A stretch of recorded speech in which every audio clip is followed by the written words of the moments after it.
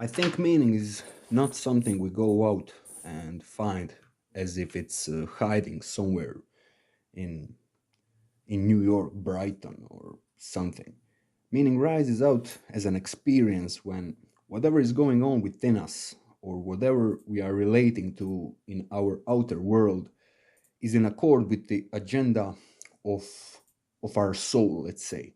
Now I know that's very vague, but to give an example, let's say I'm supposed to adopt a certain career or a certain athletic regimen or a certain ideology, and that will, quote unquote, make me happy or bring me meaning. And perhaps it will to a certain degree, but in the long run, if I'm giving my energies to something that's really not in alignments with what's true within me at the deepest level, a level which I may not know much about consciously, I will eventually lose that energies. In today's world, many people have this kind of experiences of that. Mm, let's say in the mid 30s, they achieve all their outer goals, and then they get hit with a serious depression. In that moment, it is not an opportunity, but is a necessity to go within and to explore. Why is the psyche autonomously withdrawing its approval and support from the places that I want to put it, or the world tells me I ought to be putting it there? And that's a beginning of a different kind of journey, of a, let's say, recovery of some kind of a personal authority. It is something that we experience. It's experiential, not conceptual. We may, from the conscious standpoint, assess things from time to time, of course. There's a place for consciousness there.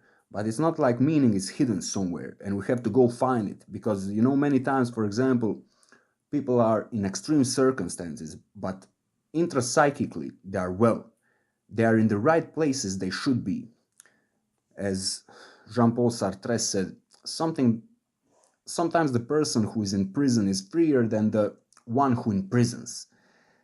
And I think what he was getting at, that there's maybe the person who's the prisoner he's some kind of a functionary of the state, let's say, or he does it because it's his job or even a certain ideology. But the prisoner sometimes can have a sense of, my being here is a statement of my values, or my being here is an expression of my willingness to care deeply about some value. And so I can have a sense of a great meaning intrapsychically, even when my outer world is quite conflictual and even painful.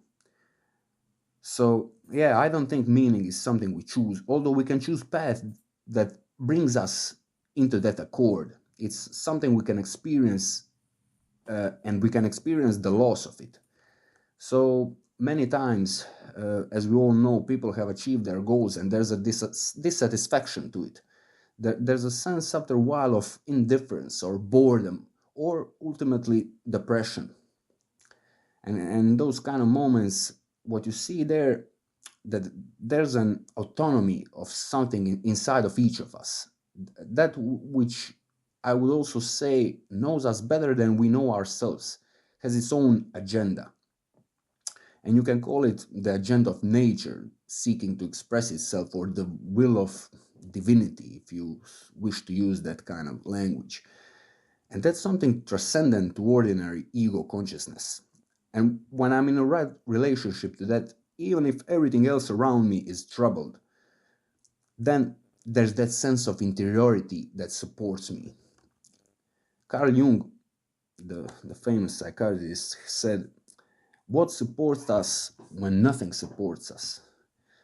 Now, many individuals have learned this in a hard way, that even some of our normal coping strategies or ideas about self and world are no longer working very well. But there's something inside that still can sustain us and pull us through those times in a very meaningful way. And it'd be nice to be able to package that and merchandise that, let's say. But it's something autonomous. It lies wholly without my will to call it up.